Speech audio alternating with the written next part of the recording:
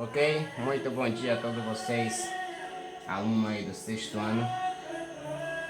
Estamos aqui para mais uma aula de matemática, hoje com a operação de radiciação. Anteriormente já tivemos a oportunidade de conhecer um pouco sobre a potenciação, que nada mais é do que um produto de fatores iguais.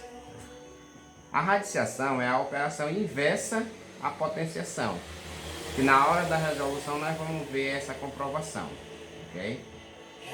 Para início vamos aqui apresentar para vocês os elementos da radiciação, porque como toda operação tem os seus sinais, né, e os seus elementos.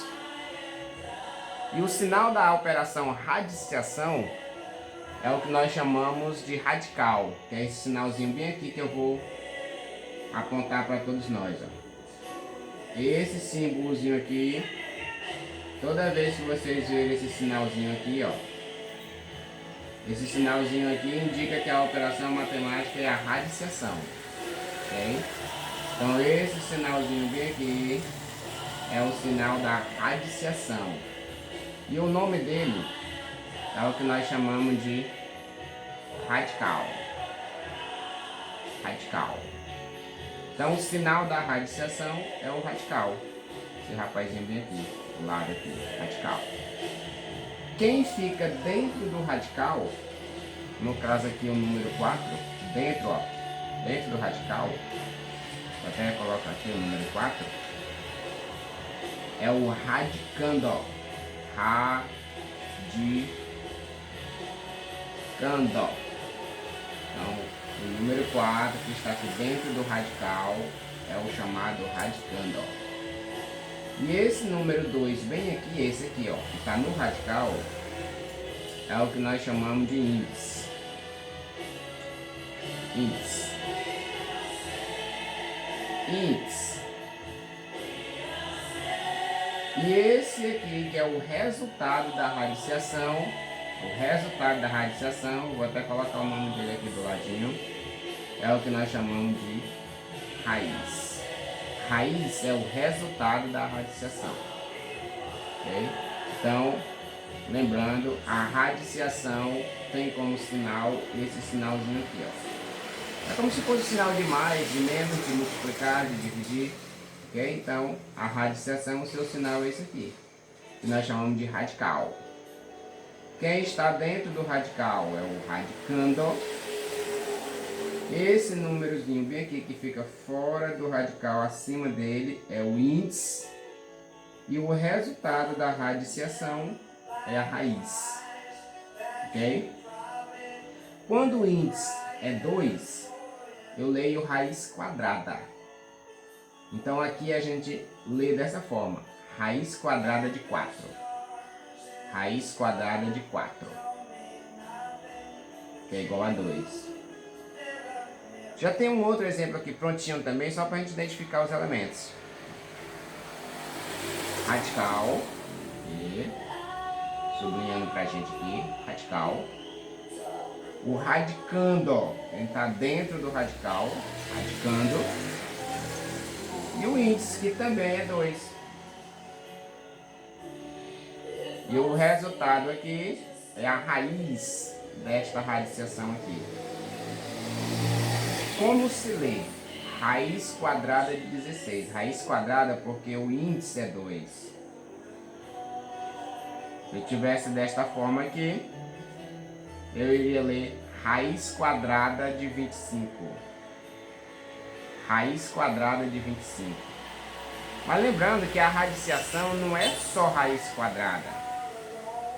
Se mudar o índice, por exemplo, se o índice for 3,